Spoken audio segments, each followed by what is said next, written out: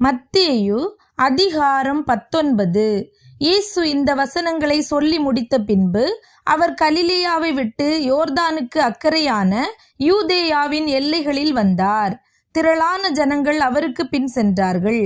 அவ்விடத்தில் அவர்களை சொஸ்தமாக்கினார். அப்பொழுது பரிசேயர் அவரை சோதிக்க வேண்டுமென்று அவரிடத்தில் வந்து, புருஷனானவன் தன் மனைவியை எந்த முகாந்தரத்தினாலாகிலும் தள்ளிவிடுவது நியாயமா என்று கேட்டார்கள். அவர்களுக்கு அவர் பிரதியுத்தரமாக, ஆதியிலே மனுஷரை உண்டாக்கினவர் அவர்களை ஆணும் பெண்ணுமாக உண்டாக்கினார் என்பதையும், இது நிமித்தம் புருஷனானவன் தன் தகப்பனையும் தாயையும் விட்டு தன் மனைவியோடே இசைந்திருப்பான், அவர்கள் இருவரும் ஒரே மாம்சமாயிருப்பார்கள் என்று அவர் சொன்னதையும் நீங்கள் வாசிக்கவில்லையா? இப்படி இருக்கிறபடியினால் அவர்கள் இருவராயிராமல் ஒரே மாம்சமாயிருக்கிறார்கள். ஆகையால் தேவன் இணைத்ததை மனுஷன் பிரிக்காதிருக்க கடவன் என்றார். அதற்கு அவர்கள், அப்படியானால் தள்ளுதற் சீட்டை கொடுத்து அவளை தள்ளிவிடலாம் என்று மோசே ஏன் கட்டளையிட்டார் என்றார்கள். அதற்கு அவர், உங்கள் மனைவிகளை தள்ளிவிடலாம் என்று உங்கள் இருதய கடினத்தின் நிமித்தம் மோசே உங்களுக்கு இடங்கொடுத்தார். ஆதி முதலாய் அப்படி இருக்கவில்லை. ஆதலால் எவனாகிலும் தன் மனைவி வேசித்தனம் செய்தது நிமித்தமே அன்றி அவளை தள்ளிவிட்டு வேறொருத்தியை விவாகம் பண்ணினால் அவன் விபச்சாரம் செய்கிறவனாயிருப்பான். தள்ளிவிடப்பட்டவளை விவாகம் பண்ணுகிறவனும் விபச்சாரம் செய்கிறவனாயிருப்பான் என்று உங்களுக்கு சொல்லுகிறேன் என்றார்.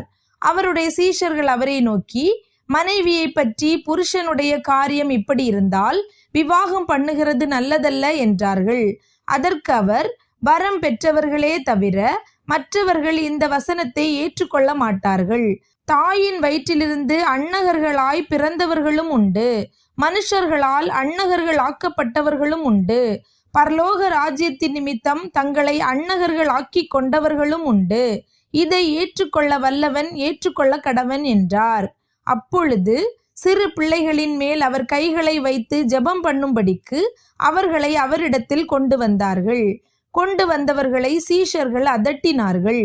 இயேசுவோ, சிறு பிள்ளைகள் என்னிடத்தில் வருகிறதற்கு இடங்கொடுங்கள், அவர்களை தடை பண்ணாதிருங்கள், பரலோக ராஜ்யம் அப்படிப்பட்டவர்களுடையது என்று சொல்லி அவர்கள் மேல் கைகளை வைத்து பின்பு அவ்விடம் விட்டு புறப்பட்டு போனார்.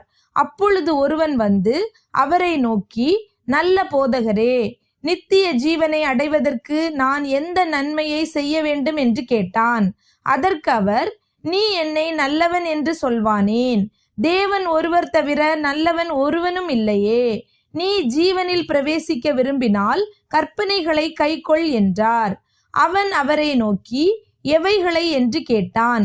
அதற்கு இயேசு, கொலை செய்யாதிருப்பாயாக, விபச்சாரம் செய்யாதிருப்பாயாக, களவு செய்யாதிருப்பாயாக, பொய் சாட்சி சொல்லாதிருப்பாயாக, உன் தகப்பனையும் உன் தாயையும் கனம் பண்ணுவாயாக, உன்னிடத்தில் நீ அன்பு கூறுவது போல பிறனிடத்திலும் அன்பு கூறுவாயாக என்பவைகளையே என்றார். அந்த வாலிபன் அவரை நோக்கி, இவைகளையெல்லாம் என் சிறு வயது முதல் கை கொண்டிருக்கிறேன், இன்னும் என்னிடத்தில் குறைவு என்ன என்றான்.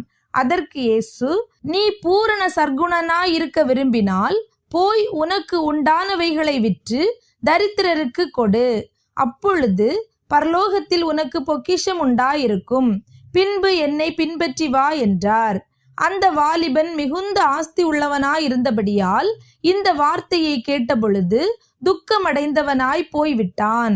அப்பொழுது இயேசு தம்முடைய சீஷர்களை நோக்கி, ஐஸ்வர்யவான் பரலோக ராஜ்யத்தில் பிரவேசிப்பது அரிதென்று மெய்யாகவே உங்களுக்கு சொல்லுகிறேன். மேலும் ஐஸ்வர்யவான் தேவனுடைய ராஜ்யத்தில் பிரவேசிப்பதை பார்க்கிலும் ஒட்டகமானது ஊசியின் காதிலே நுழைவது எளிதாயிருக்கும் என்று உங்களுக்கு சொல்லுகிறேன் என்றார். அவருடைய சீஷர்கள் அதை கேட்டு மிகவும் ஆச்சரியப்பட்டு, அப்படியானால் யார் ரட்சிக்கப்படக்கூடும் என்றார்கள். இயேசு அவர்களை பார்த்து, மனுஷரால் இது கூடாததுதான், தேவனாலே எல்லாம் கூடும் என்றார். அப்பொழுது பேதுரு அவரை நோக்கி, இதோ நாங்கள் எல்லாவற்றையும் விட்டு உம்மை பின்பற்றினோமே, எங்களுக்கு என்ன கிடைக்கும் என்றான்.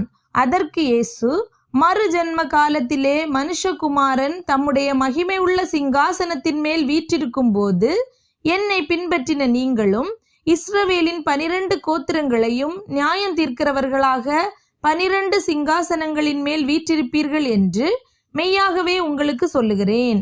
என் நாமத்தின் நிமித்தம் வீட்டையாவது, சகோதரரையாவது, சகோதரிகளையாவது, தகப்பனையாவது, தாயையாவது, மனைவியையாவது, பிள்ளைகளையாவது, நிலங்களையாவது விட்டவன் எவனோ அவன் 100 அடைந்து நித்திய ஜீவனையும் சுதந்தரித்துக் கொள்ளுவான். ஆகிலும் முந்தினோர் அநேகர் பிந்தினோராயும், பிந்தினோர் அநேகர் முந்தினோராயும் இருப்பார்கள் என்றார்.